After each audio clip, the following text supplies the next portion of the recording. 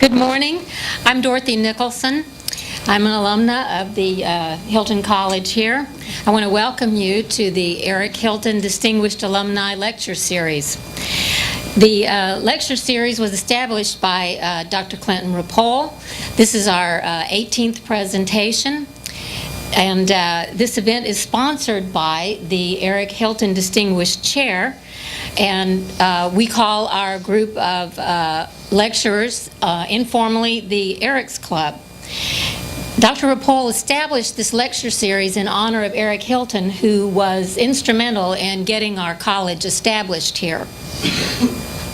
Our mission of this lecture series as alumni of the Hilton College is to further the prominence of our college by excelling in our careers. We want to exemplify the high standard of education provided and to ensure the stature of the Hilton College by promoting it both internally and externally. We are here to encourage you to aspire to be leaders of the future, and we hope to be further examples of the opportunities out there for you when you become alumni of the college. Just a brief word about the genesis and the benefactors of the Hilton College. This chair, the endowed chair, was made possible by a generous grant from the Hilton Foundation. And endowments are very important to colleges because not only for the funds that are provided, but also for the prestige that chairs give to a college.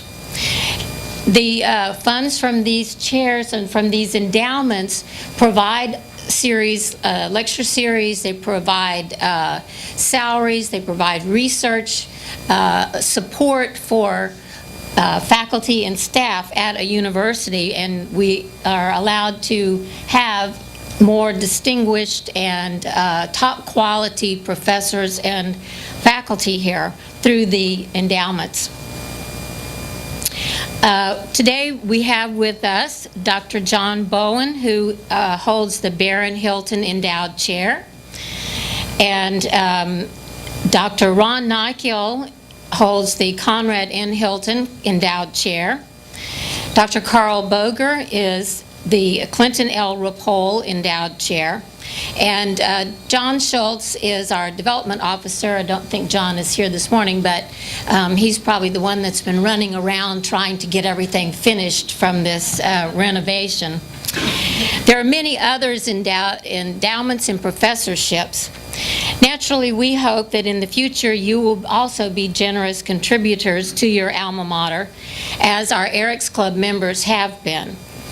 Let me introduce some of our former lecturers here. We have Bob Cowan, who is now the general manager of the Omni Houston. Greg Rocket, senior vice president at Hilton. Oh, I got a promotion. Oh, you did? Oh, I got it. Okay, I got it. Well, you will be someday. Marty Breverman. Marty is a restaurateur par excellence in California, multiple restaurant ownership. I got a promotion. Yeah, hey, I like to promote you guys. And Nick Massad, president of American Liberty Hospitality and generous benefactor of the Massad Family Library. And Claire Sullivan-Jackson, who was our last lecturer, and she is going to introduce our lecturer for today.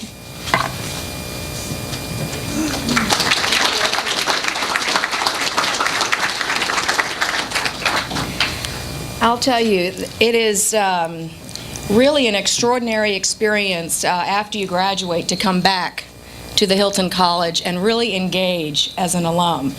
And there are so many opportunities that exist. So please be thinking as you listen to Doug today and you have an opportunity to get to know the rest of the lecturers here, that these are all people you'll have access to should you choose to stay involved with the college, and I couldn't encourage you more. It's been a huge benefit to me personally, professionally, and one of those amazing benefits is the opportunity to meet a man like Doug Brooks, who you're going to get to know here today. I mean, to have access to these individuals in the front row here is just extraordinary, even for a 20-something, almost 30-something, you know, how many years have I been gone? A long time. But I'm still, after all these years, in awe of this group of people, and so I really am grateful that I was asked to come back and serve, and I couldn't be more proud.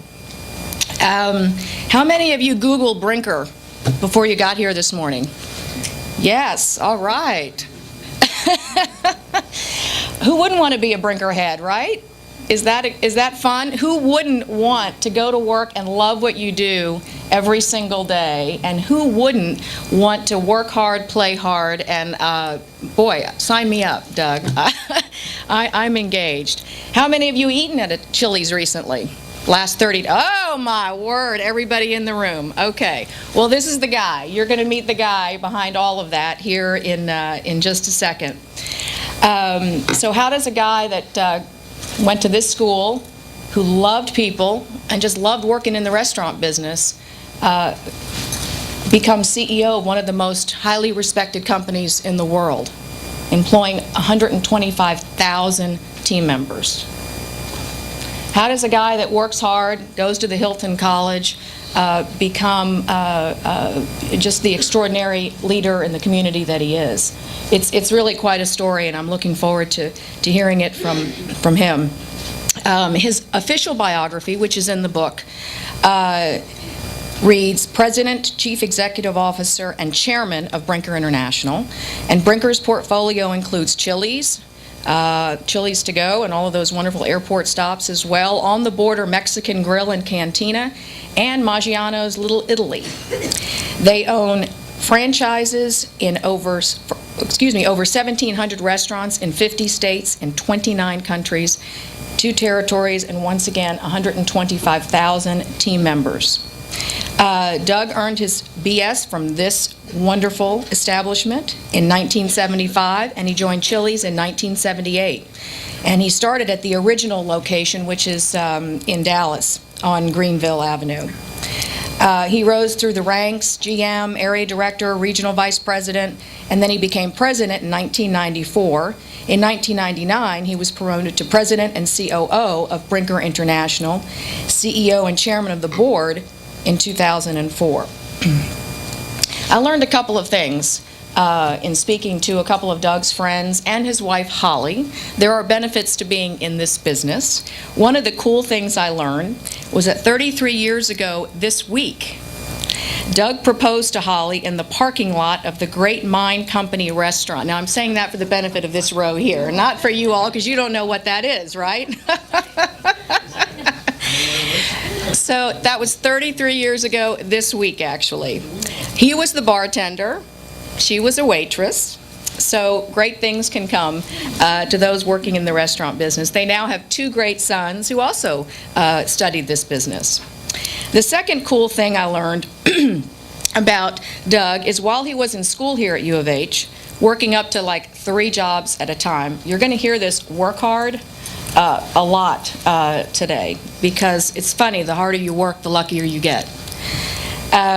He was a stellar athlete while he was here. As a matter of fact, he was recruited by many organizations and fraternities, I've heard, because he played every single intramural sport at the University of Houston. And he was known as the guy to have on your team. And that was a sign of things to come, because he definitely became the guy Norman Brinker needed on his team.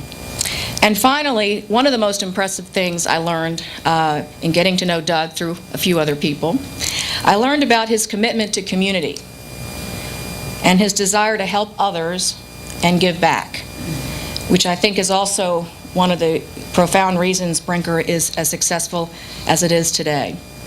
If running a company with 125,000 team members is not enough for you in a week, add devoted family man and community leader. Doug serves on the board of directors for Southwest Airlines, Romano's Macaroni Grill, Limbs for Life Foundation, Kenny Can Foundation, Dallas Citizens Council, AT&T Performing Arts Center, and he's also on the advisory board of St. Jude Children's Research Hospital. This is a man who truly gives back and cares. And I want you to give Doug Brooks a huge Hilton College Cougar Pride welcome. Thank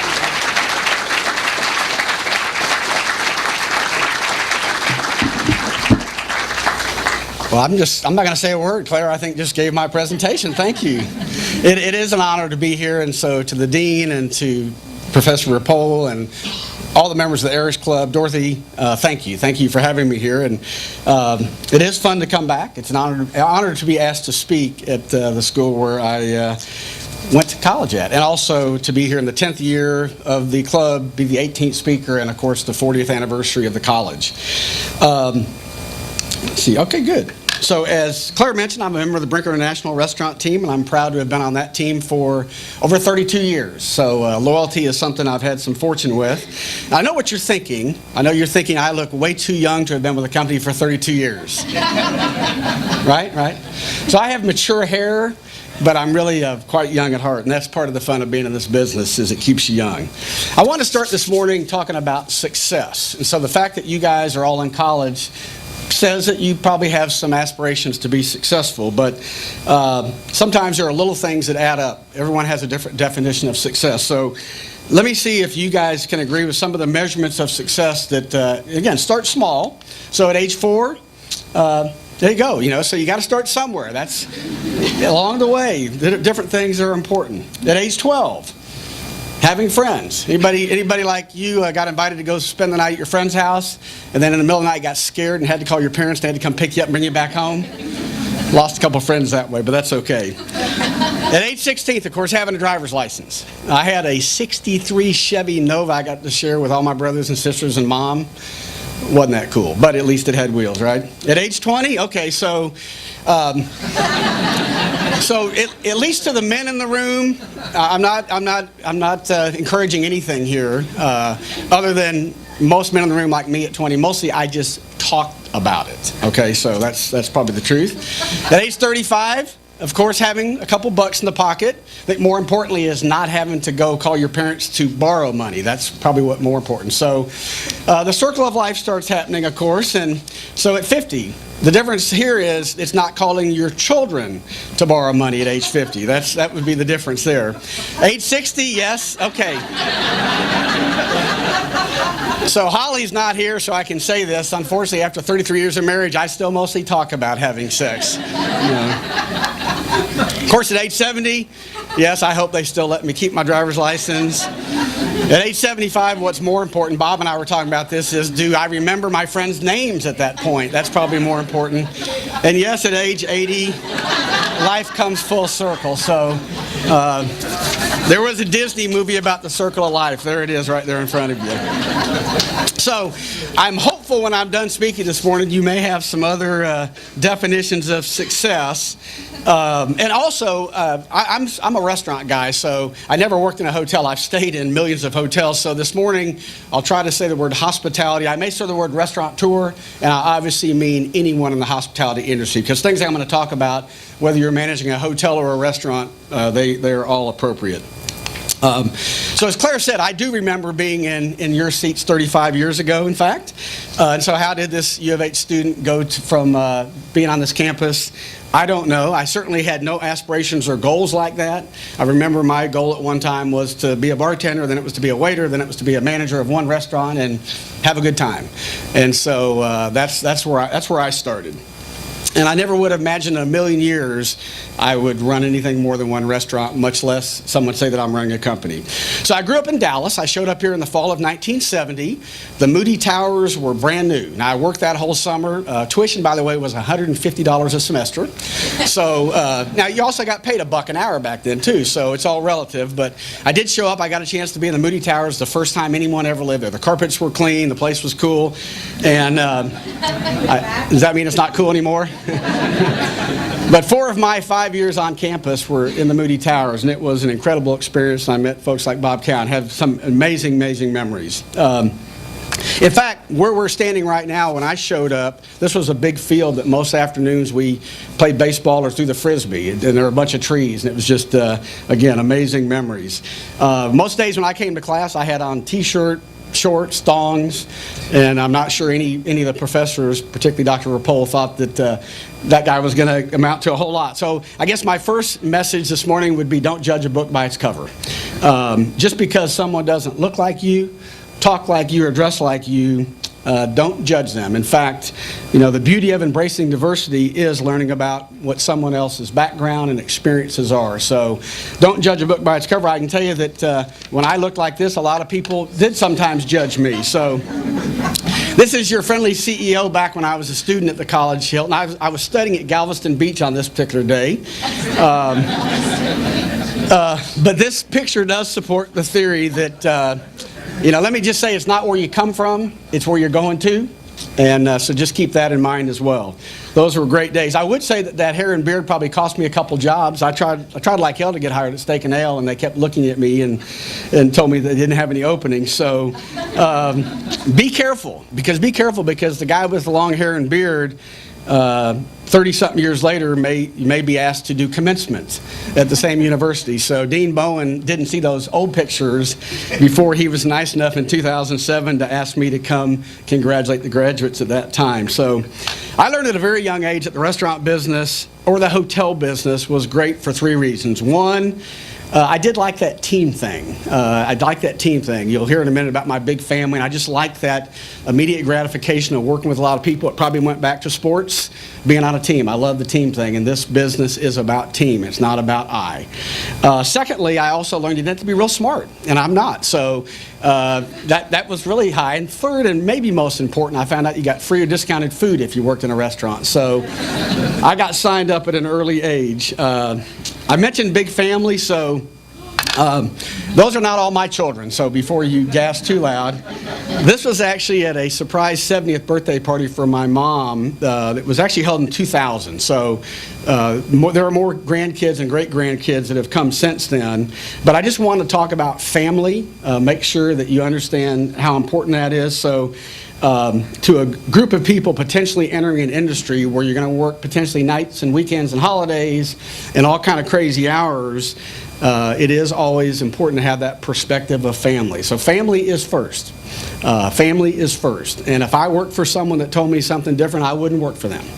So do you have to juggle schedules? Absolutely. But family is number one, and I wouldn't work for someone that told you anything different. This is my mom and dad on their wedding night in 1950. So back to family and kind of connection back to the hospitality industry. My father, unfortunately, died in an airplane crash 1 month after my 7th birthday. So I didn't really have, my mom remarried, but my stepfather and I weren't exactly best buds. So I didn't have that male role model. And so what I found out was in school and in jobs that teachers and bosses became like my father. They became like, I learned more from my bosses at work than I ever learned from a male role model at home. My mom was amazing, but I didn't have that father side. So what you have to understand, I think people forget this, when you're a restaurant manager, sometimes a restaurant manager spends more time with the kids than they spend with their parents. Whether you're from a broken home, your parents have been divorced, the impact you have when you're running a restaurant or a hotel on team members is huge.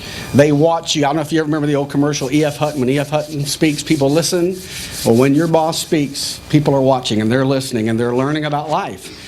And that's what's so amazing about the roles that all of you will play, is the impact you will have on teaching people about how to be citizens, how to be parents, how to be team members, how to work together. Go to a restaurant on a Friday or Saturday night, the stress and pressure. How does a manager interact in that situation? You're watching. People are watching. And all of you that work do now. You're learning about how to be a leader. So you'll be acting as much more than a boss, and I think it's very, very important. And so the role that you play on teaching young people like yourselves how to be good is quite amazing. If I go back to how I learned about the business, when I was 13, again, big family, we had no money, so I got a job as a busboy and a dishwasher at 13 at a place called Youngblood's Fried Chicken, and I'm going to talk more about that job in a minute. That's when I was 13. From 14 to 17, I worked at Burger King and was really good at Burger King, worked hard, made a lot of Whoppers. When I was 18 and got here at U of H, I immediately got hired in the Moody Towers cafeteria working for ARA, now called Aramark. So I was a cashier at Oberholzer Hall. I was the only student dumb enough to get up at 5:30 in the morning and sit at a table and make people show their ID card when they walked by. I got a lot of good naps in too, but I basically did that. Then I was the only kid dumb enough to call himself a student manager, because I would show up with a key at 5:30 in the morning and let the real manager sleep in. So I signed up and said sure, and he loved it. He showed up at 9, and I'd been hanging around supervising people for a while. I then got a chance to manage what was then called the Red Barn Snack Bar. In the basement of Moody Towers, I think there's a workout club in there now. Not sure. There used to be a snack bar. And they needed, again, some student dumb enough to organize this snack bar that nobody else wanted to organize. And so I got to run that as well. So got some great opportunities. But then the most important job that Claire mentioned was getting a chance to work at the Great Mind Company restaurant. So anybody know where that is? Westheimer and Gessner. It's now, the building is still there. It's now some kind of a discotheque or bar that's only open on the weekends. But I had a buddy from high school that was a manager there, and he needed a bartender. And so with no experience, he said, sure, I'll bring you on. I never would have been able to get a job like that because I didn't have experience. So sometimes it's not what you know, it's who you know. Back to connecting and staying connected with friends and people in the industry. Most times it's who you know, not what you know. So I got a chance to be a bartender. And I was also a student advisor in the Moody Towers dorm at that time. So amazing growth experience. Talk about leadership. I was in charge of about 40 other people on a floor. The first year it was all freshmen, and then later on a couple of floors. So I got a chance to learn how to bartend at the Great Mind Company. At the same time, I was sort of the in charge of a floor of young college students in the dorm. But all great growth opportunities. So at the Great Mind Company, again, I got to be a waiter and a bartender and a cook and worked all those jobs and got really, really lucky. The day I graduated from the Hilton School, that day they made me an assistant manager. Very unique situation. I didn't really have an interview and I had a job. But I also met my wife, Holly, and as Claire already revealed, asked her to be my wife this week. She actually we were sitting in my car in the parking lot, so not the most romantic of strategies, but it worked out. I didn't put the ring in like a dessert and have the waiter bring it over, you know. We just sat in the car and had a beer, I think, and said, what do you think? Hey, it worked, you know, what the hell. But this was a great experience. So then on to Chili's. Now this is the current menu. So as Claire said, I was lucky. I got a chance to work for a company that was very small. There were 2 Chili's restaurants when I started. Now there's over 1,500. And I am the longest team member at Brinker International. So no one has worked for the company longer, which is exciting and fun, and I'm proud of that. But to go from 2 to over 1,500 all over the world, the brand has grown quite a bit. But it was small enough that I got a chance to grow with it. But talk about lucky. Here's lucky. Here's lucky when the most impactful man in the restaurant industry just happens to show up at this little small hamburger company that you're working at. So this is Norman Brinker. If you haven't seen him, he's in the Hospitality Hall of Honors, and I would argue with anyone that would tell you that he is not the most impactful man in the history of the restaurant industry in this country. So Ray Kroc might be hanging around somewhere, but Norman Brinker was pretty darn influential. And the college, of course, honored him thusly. But yeah, he just sort of showed up. He created an incredible brand called Steak and Ale and another brand called Bennigan's. Then he took the company public. Then he sold it to a company called Pillsbury, and then ran Burger King. And so in 1983, he was running the largest food service company basically in the world, and he wanted to buy Chili's. He fell in love with this Chili's brand. He saw it as being this casual brand that was fitting where the market was going. People were more casual. They weren't always dressing up. And he couldn't cut a deal with the founder, Larry Levine, and he eventually said, Pillsbury's a big bureaucracy that doesn't care about people. I'm going to go just buy Chili's. And so he became a partner in 1983 and the rest is kind of history. So I'm the lucky guy that got to work with this amazing leader for 26 years, and this morning you're going to hear me mention his name a lot, because when you talk about someone, talk about learning from a legend, I got a chance to sit next to him and pinch me. I was very lucky. So in trying to think about maybe Claire's question is, how does this U of H college student end up in a pretty good place? I made my own top 10. So kind of taking maybe personal anecdotes and insights that unfortunately I don't think anyone ever shared this kind of stuff with me, but I would also caution you that this is one person's opinion, one man's opinion. There's a whole lot of ways to be successful and everybody has their own style, but this would be sort of, I guess, what I'd call my top 10. So number one, curiosity.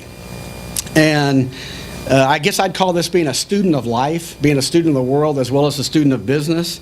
Norman Brinker called this one of the two most important characteristics of the greatest leaders he ever worked with, and he worked with a lot of them. Because good leaders have to always want to learn more about everything. And the problem with being in this industry is you can get caught up with working so many hours in your hotel and restaurant that you get disconnected from the world. And every morning when I'm home, or this morning when I'm in a hotel, my TV is on just catching up with what happened in the news. And trust me, something I hear that day on the news impacts my company and my restaurants and my team members every day.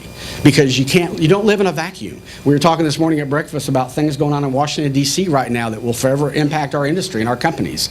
Every morning something happens in the world, in the news, in Washington or in Houston that's going to impact where you work. And so great leaders have to be curious. It's not enough to just be great at running your hotel or running your restaurant, because next week something's going to happen that's going to change it. I mean, you almost have to be a student of sociology, because whatever happens to people is going to impact your business. And so you have to be curious. And I've worked with a lot of people that said, I worked all day, I'm busy, I'm going to go to the bar and have a drink or whatever. And if you're not curious, at some point in time, you will be left behind.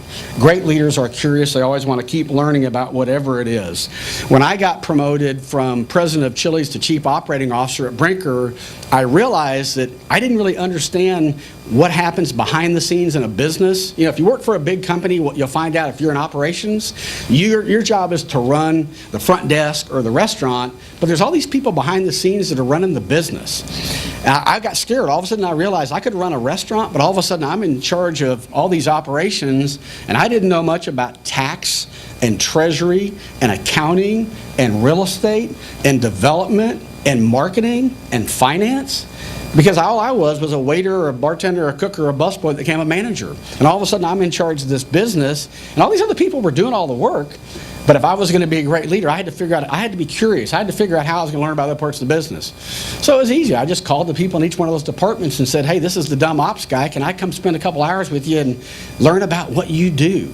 And it was fun because they learned from me. I'd take them out to the restaurants. I'd sit in their department. But you got to be curious. Whenever you think you know enough, you don't know it, because the world keeps changing and keeps spinning. And again, as Norman would say, you got to be a sociologist as much as a restaurateur, and you got to be curious. So how else? Books, magazines. I know some of you may actually read your things online. I still have to have it in my hand, but you know, whether it's Fortune or Forbes or Business Week or Nation's Restaurant News or Wall Street Journal or USA Today, I read every one of those things, because there's something in every one of those publications every week or every month that's impacting my company and my business. You got to be curious. You got to keep learning, and it's fun. And Claire mentioned a couple of things I've been fortunate enough to do outside. I would also just plant a seed that if you can get involved in just one thing outside of your job, it might be a church group, might be a civic group, might be a PTA, might be a nonprofit, might be an arts group, just one other thing. And is it easy to say, I'm already working 60 hours, I'm tired? Sure it is. But the circle of people that you meet when you get outside of your industry, if you only hang around restaurateurs or hotel folks, that's the only things you're going to ever learn. Do something else. Some of you may already do that. Expand your circle of friends to people that do other things so you can learn from them. It's just really, really important. It's all under this curiosity. And I also would say what Mr. Brinker would also tell you is, being curious means you have to be a great listener.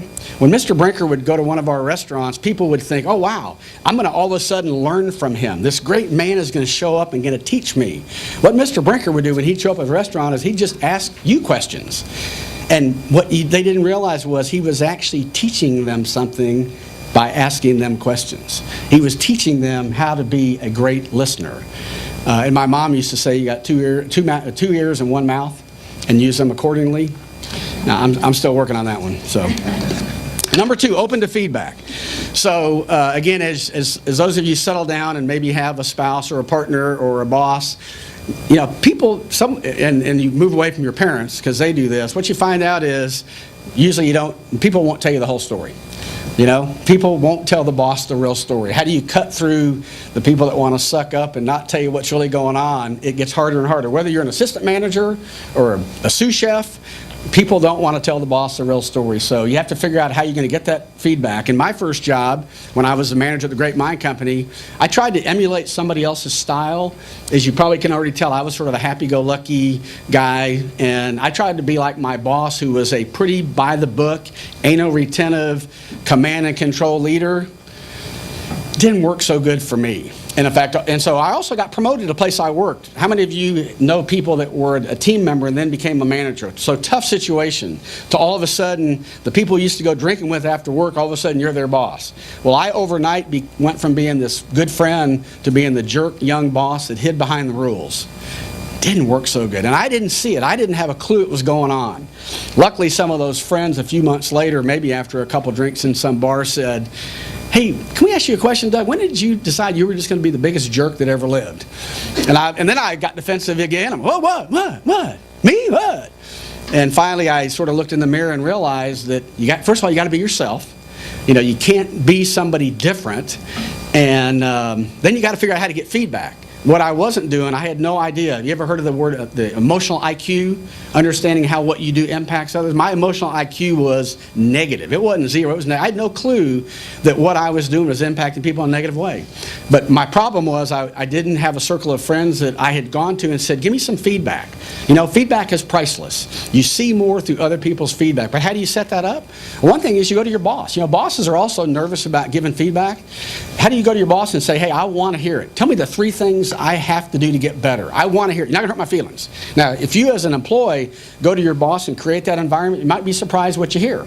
Or go to a friend and say, come on, give me some feedback. Tell me how I'm really doing. I really want to know. If you wait for someone else to develop you, if you wait for someone else to tell you how you're doing, you might be waiting for a long time and you might not ever hear the brutal facts. And luckily, I heard some brutal facts and was able to, maybe change my style a little bit. There's a great book written by a guy named Jim Collins called Good to Great. And one of the concepts in Good to Great is the idea of the mirror and the window. And this is about how a boss interacts with people and how they see themselves.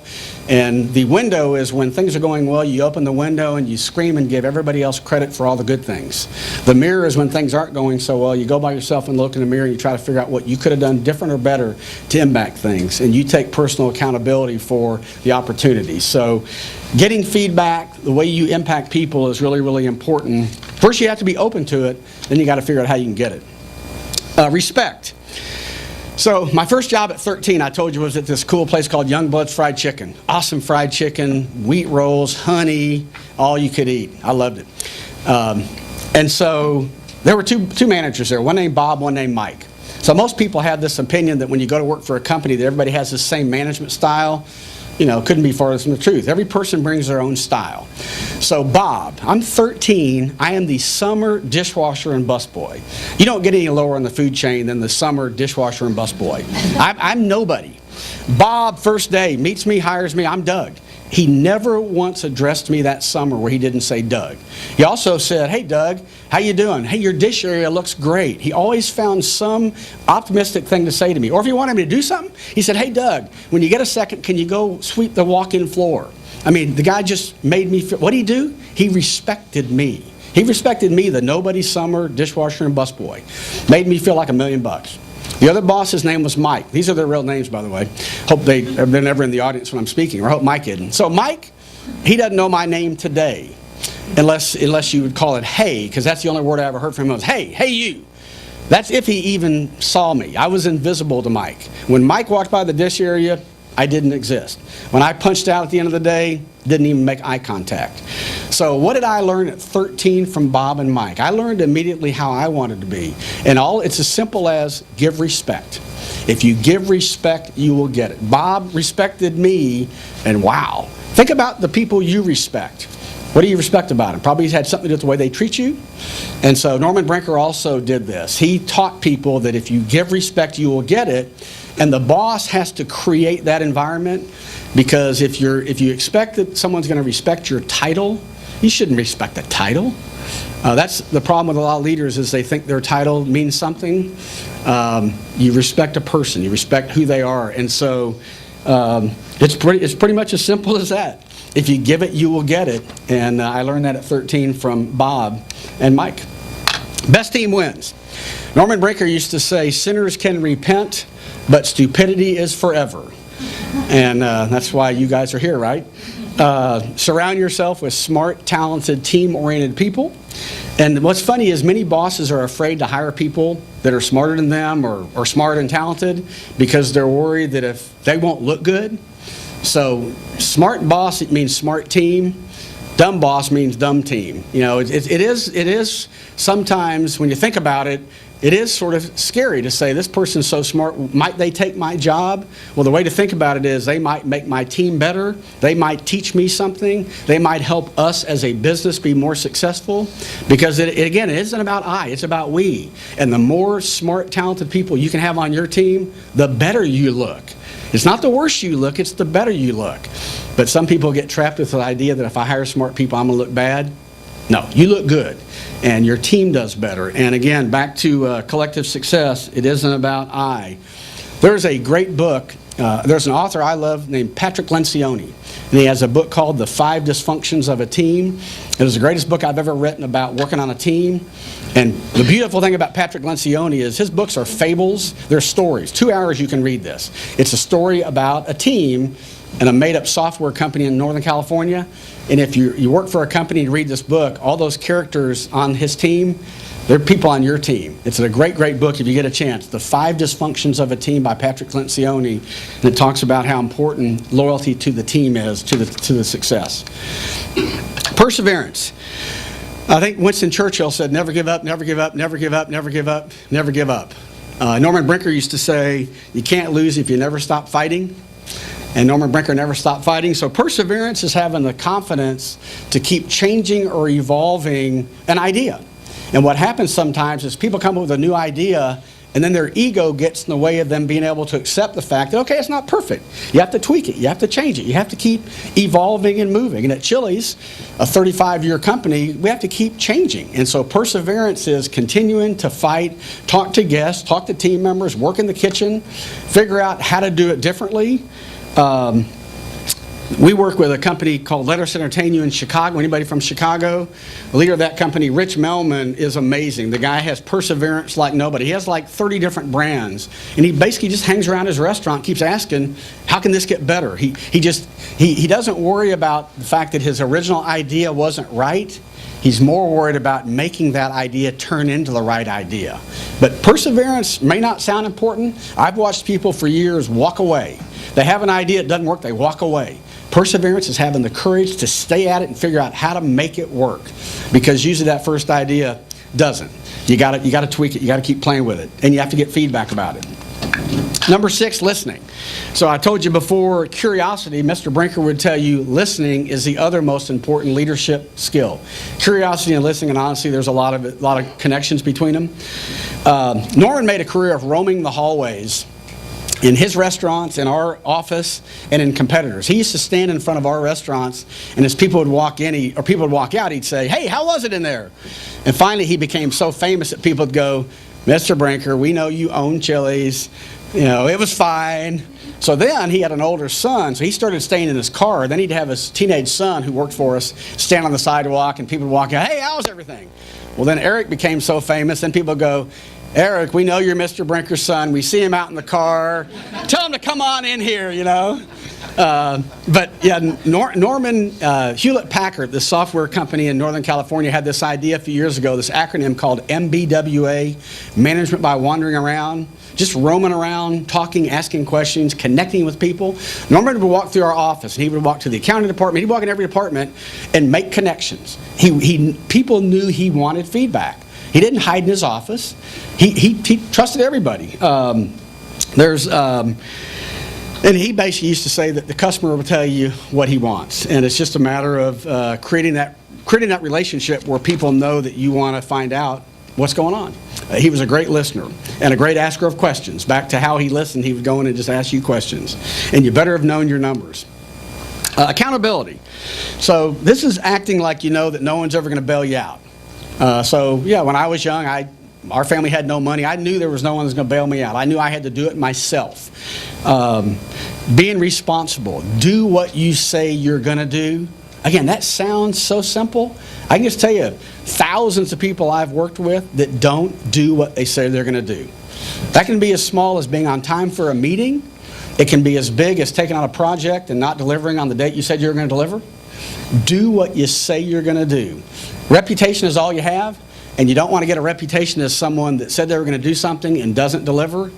You know, it's easy to make excuses, really easy to make excuses, particularly in this environment. A lot of people are making excuses right now.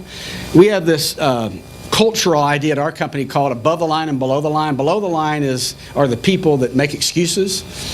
The economy's bad, Washington's passing new legislation. Above the line means accept reality and figure out what you're going to do about it, even though there's things out of your control.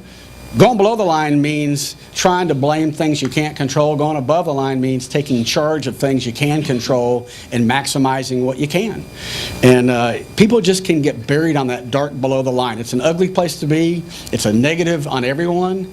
And I think most of you know people like that. You get tired of them complaining at some point. So sometimes we'll play a game and say, okay, you got 5 minutes to go below the line. Maybe we have a project or we're working on something and some things happen that we can't control. Hey, it feels good sometimes to just bitch and say, blah, blah, blah.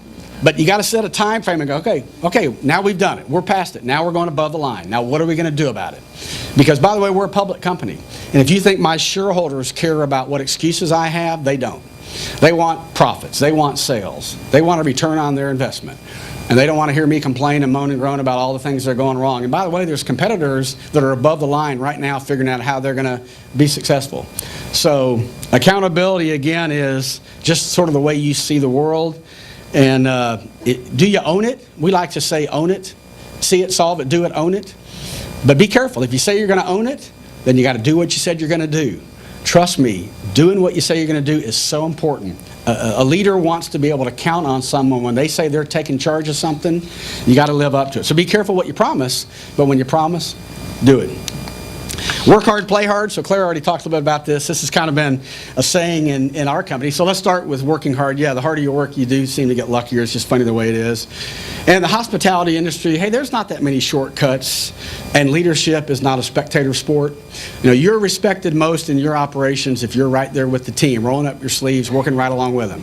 And by the way, if you're in this industry, I hope you enjoy doing that. If you don't enjoy cooking food or taking care of guests, if you don't enjoy that, you shouldn't be in the business. But you get respected if you're with the team. And the person that stands back and folds their arms, you know, might be successful for a short period of time. You won't have a legion of people behind you ready to break through that wall. So working hard. I said before, families first. So maybe I'm lucky. I do have a wife of 33 years. I have two sons that I think most of the time like me and respect me. I was able to coach their teams when they were growing up despite traveling 100,000 miles a year. Now, I had to work at it. You had to be flexible. You know, sometimes it was a late night catching up on work because the afternoon you left early to go coach their baseball team or whatever it is. Families first, but you're in an industry where you gotta work hard. And you have to make sure that you're on board with that up front. So playing hard, you know, hey, life's too short and you do work too hard if you're not going to have fun. So our company, yeah, we have a real casual culture. Trust me, I got very dressed up for you guys today. Most days around my office, I look more like that guy that was in Galveston Beach in 1970 than I do right today. But that's okay. People like a sense of humor. They want to have fun, and that's part of what our business is about. It's taking care of people, but it's enjoying each other's company. And there was Claire mentioned I'm on the board of this group called the Kenny Ken Foundation. Well, my best friend in the world, who was also a University of Houston graduate, his name was Ken Dennis, and he died of brain cancer in 2002. Well, Kenny was an amazing person and restaurateur, and he's the guy that taught me into coming to work for Chili's in 1978. So I'm indebted to him for a lot of reasons. But we went to high school together, went to college together. We shared the same life insurance salesman. We did everything together. Well, he used to run restaurants, and he'd have a shift change meeting before the restaurant with his team. Talk about questions, talk about what ifs. And he always broke that meeting as he unlocked the doors with the words, "All right, let's play restaurant." That's the way he described the environment he created. Let's play restaurant. And if you walk in the Brinker International office where I work, as you walk in the front door, there's a fake hostess stand at the desk where our receptionists are, and it says on it, "Let's play restaurant." That's the attitude that I think all of you should have. You got to work hard. You better play hard, because when you're going to work that hard, you might as well enjoy what you're doing. Teacher and development. So intimidating to talk about teaching when much of the front row here that's what they do for a living. But I strongly believe that a lot of restaurant managers don't know how to teach. They know how to do jobs, and teaching is hard, particularly if you're training someone who works in a hotel or restaurant where you're training someone. It's hard enough to just do your job, but to have someone with you that you're explaining everything you do. But if you don't like teaching, then all you are is a good employee. You're not really a leader. But teaching is important. And so Norman Brinker, again, this guy opened more restaurants, started more brands, built more buildings than any guy in the restaurant business history. But what is he most known for? He's not known for the sales or the profits. He's known for the leaders he developed. When you hear people talk about Norman Brinker, they talk about all the people that worked for him at one time that then went on to be leaders of companies. At one time, most of the large restaurant companies in this country were run by people that had worked for Norman Brinker. And that's what they would say about him was, "I learned from the greatest leader, Norman Brinker." And then what you hope happens is you pass on that leadership. So when you guys get into those leadership roles, the question I would ask that I think is as important as your sales and profits are, how many leaders are you creating? How many people are you teaching about how to be good at the business? Because creating leaders is the only way our industry continues to move on. And even setting the environment for great leadership, I like to talk about this neighborhood where there's 3 neighbors and their houses are right next to each other, and there's not much geographical space between them, and there's just a little difference in the way they see the world. And one of the homes is a pessimist, and one of the homes is a realist, and in one of the homes is an optimist. And I would just tell you, I've never met a pessimist ever that inspired anybody. And again, back to negativity below the line, you got to be careful about your view of the world. So then on the other side is an optimist. So what's wrong with an optimist? Well, the glass is not just half full, it's running over, but they don't have enough facts about the world they live in. So that the perfect spot is this balance between the optimist and the realist. They have an optimistic, positive attitude, but they have enough facts and data about what's going on to keep that optimism in check. But as far as being a teacher, don't be a pessimist. Pessimists just turn people off and run them down, and you got to be this perfect combination of this realist and optimist. Number 10, so this is my catch-all. I could have had it like top 12 or 13, so I threw a couple in here just to keep it at 10. David Letterman wouldn't approve of a 12 or 13, so I called it "What else are you doing?" But I just want to mention a couple things I already mentioned. One, again, be yourself. Don't try to be someone else. You can't fake somebody else's personality. You can learn from others and then apply it to your own personal style. Know your business. Like I said, when Norman Brinker first showed up in the early 80s, he came in and started asking us questions, and you better have known your business. He came in to find out what you knew about your numbers and what was going on, the trends. Also know what your competitors are doing. He wanted to know what the sales across the street were, and we were like, we don't know. We work here all the time. Well, just like in sports, if you don't know what the competition's doing, how the hell are you going to know what to do yourself? Part of it is how you're competing on the playing field. So Norman expanded our horizon a lot. Self-reliance, again, if you say you're going to own it, do what you say you're going to do. Another thing I say that I find out that is unique is people like to talk about setting personal goals. And so as I already said, I'm kind of a fan of setting learning goals and development goals. So I like to tell people that setting goals should all be about what I can learn so I can help the team, not about how fast I'm going to get promoted or how much money I'm going to make. I never asked for a raise or a promotion once in my career, not once. I just kind of kept my nose clean and worked hard, and my team was successful. And so if your team is successful, personal things good will happen to you. The people that I worked with that were so dead set on when they were going to get promoted and when they were going to get a raise, I didn't want them on my team because they only cared about one thing themselves. They didn't care about the rest of us. So just, to me, goals are about what I can learn, what I can do so I can make my team more successful. And trust me, if your team is successful individually, it will happen. It will happen. You won't have to go begging for those sort of things. Replace fear with knowledge. Again, back to curiosity. Learn as much as you can. The more you know, the more valuable you will be to your company. And then lastly, doing something of meaning. So when I met, Claire mentioned, I've been fortunate enough to get involved in some things, and I wasn't always involved. There was a long period of my life where I was just working 90 hours a week in a restaurant and didn't see the light of day. But I realized that I wasn't doing much of meaning. I wasn't giving back or helping. So there's my top 10. Let me come back a little bit more about meaning, and let me transfer this to a little bit more personal conversation. So when I talk about what else you're doing. So this is a picture of me, and so if you didn't already know, I'm missing one leg. So almost 12 years ago, I was jogging one day in my neighborhood training for the New York Marathon. I used to be quite a jogger, and unfortunately I was on the wrong sidewalk at the wrong second, and a couple cars crashed, and they came over and took me through a brick wall. So after I didn't bleed to death, I found out I was going to live, but I found out I was going to live without one of my legs. So hey, not something I planned on, not something that I thought was ever going to happen. As Claire incorrectly mentioned, I liked being an athlete. I wasn't nearly as good of an athlete as she said I was, but sports was a big part of my life. And so to be 45 years old and in great health and look down and see part of my body missing was quite a shock. So, what I would say is this was the chance for me to, first of all the people that started telling me things I wouldn't be able to do then, no different than what some people may tell you here today. So, don't be careful about people putting limits on what you can do, whether you're whatever it might be. You can do anything you want to do. And so I was a little bit later in life when people tried to do that, and I'd had a really full life up to that point, and I was nervous and scared, but I wasn't going to accept a less than full life. So I started doing some things. I started riding a bike with a number of other amputees to raise money for this Limbs for Life Foundation. This is us after we just rid our bikes 500 miles from Oklahoma City to Austin, Texas, with one leg. We have a whitewater rafting trip that a bunch of my friends go on, and we used to go on it with two legs. After I lost my leg, I'm like, well, I guess we'll never do that again. We haven't missed a year, so that's Guadalupe River in Central Texas, and a great whitewater rafting trip on one leg. There's my wife, Holly. I probably should have put a better picture of her in here than me, but she didn't review my PowerPoint, thank goodness. But here we are snorkeling and scuba diving, and that's with one leg. I play a lot of golf. I sometimes shoot in the 80s with one leg. Also continue to snow ski with one leg. And I was even lucky enough to carry the Olympic torch before the Salt Lake City Olympic Games representing our country with one leg. So things happen to everyone. And obviously, I hope none of you lose a limb. I hope you're all able-bodied now, but other things will happen to you. Other things will happen to you and your family. Things you didn't expect, things you can't control. And, so it's not what happens to you that matters. I know you've heard this before. It's how you react to it.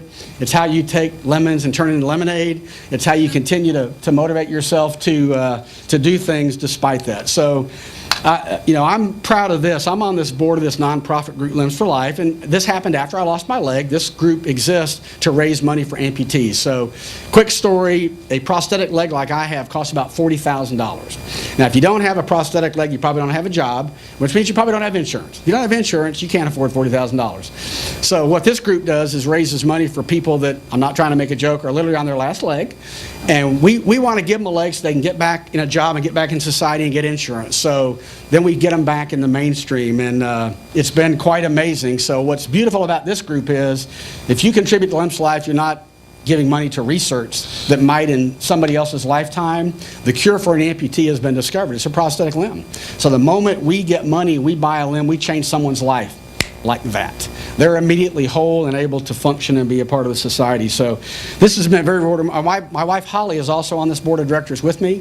The foundation wanted not just an amputee, but they wanted a family member that knew the impact of what an amputation does to a whole family. So when I say do something of meaning, this is what I'm talking about.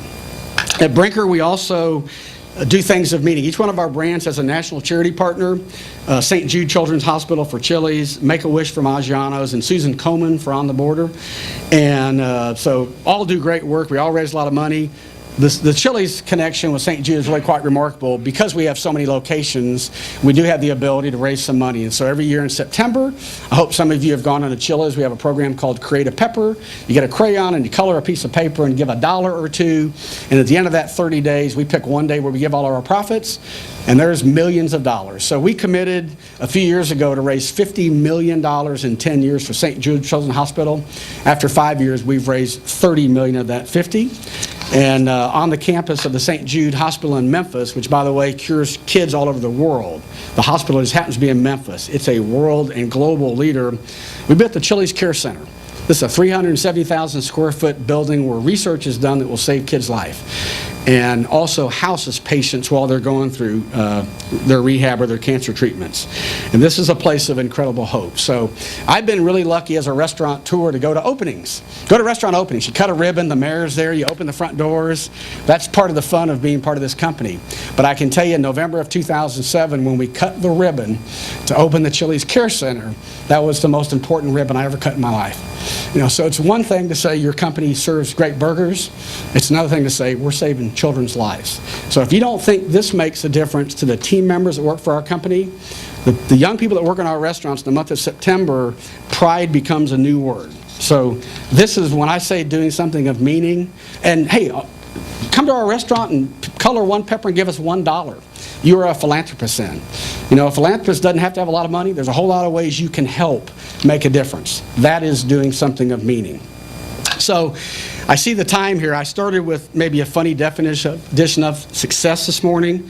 So I'll end with a couple different ones. Like, it's obvious I've been very lucky to work for one company for a long time. I got lucky Norman Brinker showed up. You know, not many people get a chance. You just happen to be in this little small hamburger chain and this amazing leader shows up. So, but everybody has a different version of success. You don't have to be a CEO to be successful.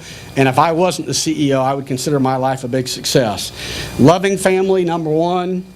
Build a reputation of a person who respects others. Build a reputation of a person who can be counted on, a great team player in this industry.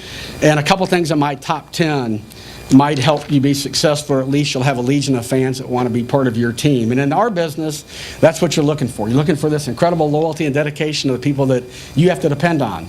Because the manager of a restaurant or hotel is not real good if they don't have this great team that works for them. So I can certainly tell you, back to my story, the hospitality industry is full of amazing opportunities. And I'm the poster child for opportunity. I was a kid with no money, worked my way through college, that just got lucky and ended up in a good place. And you know, when you talk about our industry, we were talking about this at breakfast this morning. This year, the restaurant industry alone, I'm not talking about the hotel business, will do about $580 billion in sales. If you take the combined sales of the U.S. motion picture industry, the U.S. agriculture industry, and the U.S. airline industry combined, doesn't equal the revenues of the restaurant industry. Today, 135 million people will eat in restaurants in this country, and almost half of the people in this country have worked in a restaurant at some point in their life. 13 million employees of the restaurant industry, the largest employer in the country besides the government.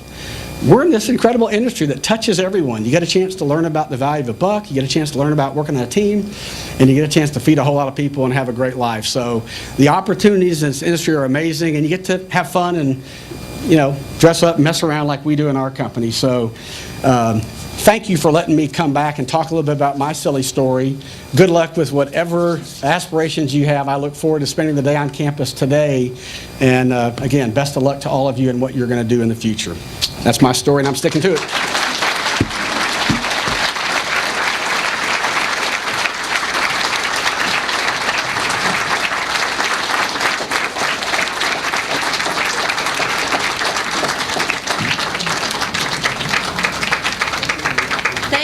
Thank you.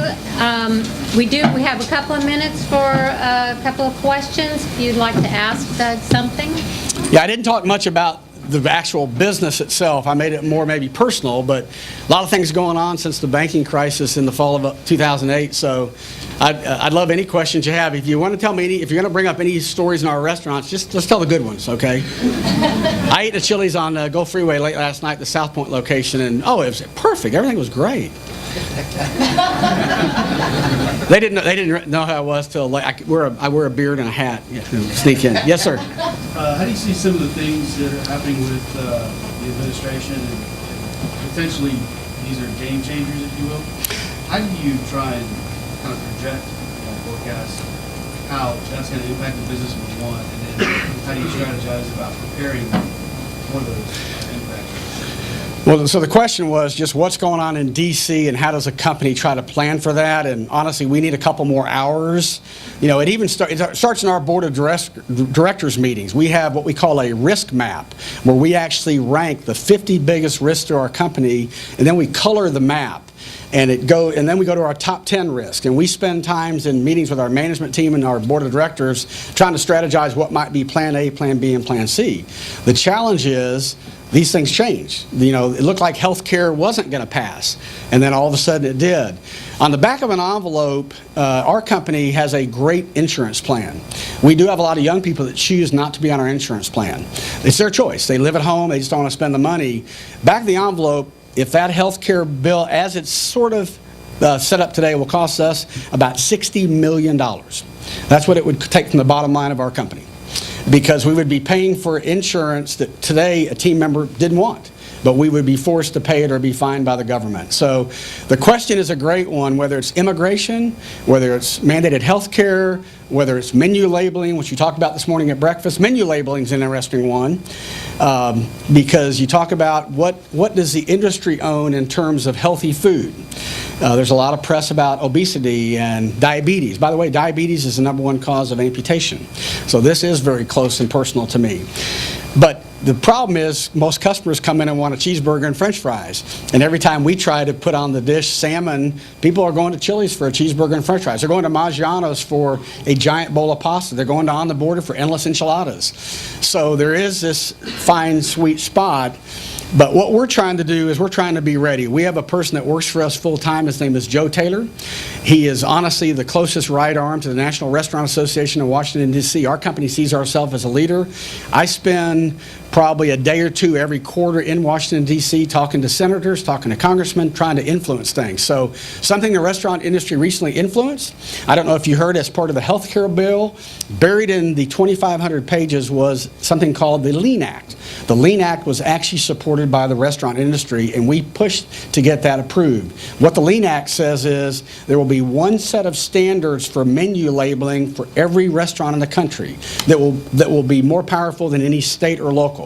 You'll have to put calorie counts on a menu. You'll have to have other information available. Because what's happening right now is local cities and states are passing all sorts of different crazy laws, all different. So for a brand like Chili's that has 1,500 locations in all 50 states, we might have been printing 500 menus. A menu in San Francisco that has calories and fat grams and carbohydrates, and a menu in New York that has something else. And we'd have to have a lab of chemists and scientists to continue every time we develop a new menu item to find out exactly what are the ingredients of that item. So what's happening in D.C., what's happening to the government is going to create new challenges for companies. Individual restaurants or large companies, if immigration, whatever happens to that, could impact a big part of the workforce. We use a system in our company called E-Verify. It's a national system, and you make one phone call to Washington, D.C., and if that person applying doesn't have a valid Social Security number, we don't hire them. We're one of the only restaurant companies in the country that currently does that. Most others are sort of saying, I've got a Social Security card and whatever number's on it must be real. I know from having 2 college-age sons that you can get a fake ID in this country to say anything you want, anytime you want, with a really pretty picture and everything else. So there's a lot of things coming that could impact our industry in terms of number of people, in terms of how you support their health care, in terms of what you put on the menu. And we're trying to influence politicians to do things that are good for the industry, but how you have plan A, plan B, plan C, and plan D. And we're redesigning our kitchens right now. We're turning our kitchens. If you Googled us, we had an investor conference a couple weeks ago, and one of the big announcements was we're investing $100 million in our kitchens at Chili's. We're redoing the way the kitchens work from a back-to-front manufacturing line. And the intent of that is to try to take 2 people out of our kitchen, so that what may take 8 cooks now would take 6 on a weekend night. So a couple of reasons for that. 1, we'd save a lot of money. 2, we also believe that this new manufacturing creates more quality. But 3, if there's something with healthcare immigration, we may not be able to afford as many team members as we currently have. So there's a lot of different reasons why you have to keep evolving your business model, because we're really not sure what some of the byproducts will be. But there are probably the darkest clouds I've seen in my career ever of things that could happen that could impact the way we run our hotels and our restaurants. Could change the game. Sorry, that was a great question, but a long answer. And I wish we had more time, but Doug will be available this afternoon for an informal session. And you're certainly welcome to come and talk with him and ask your questions this afternoon. Doug, on behalf of the Hilton College and our Eric's Club, we want to thank you very much for sharing your personal story with us today and inspiring our students so that they know that there is just a lot that can be accomplished when you have your degree from the Hilton College. Absolutely. Go Cougs! Yeah, no kidding. You are the prize! Thank you. We'd like to- Again, it's an honor to be asked to be here. I'm very, very proud of my degree at this college, and anyone that I'm talking to, they know I was a Coug, and I'll always be a Coug. Well, and having been our distinguished chair lecturer, we present you with your own personal distinguished chair. Wow! I didn't know I got a chair. Yes, absolutely. This is better than We give you the chair. Well, that rocking chair I bought at Cracker Barrel, it's going in the trash now. Well, thank you. Am I supposed to sit down? Absolutely, if you wish, go right ahead. Oh, wow, thank you.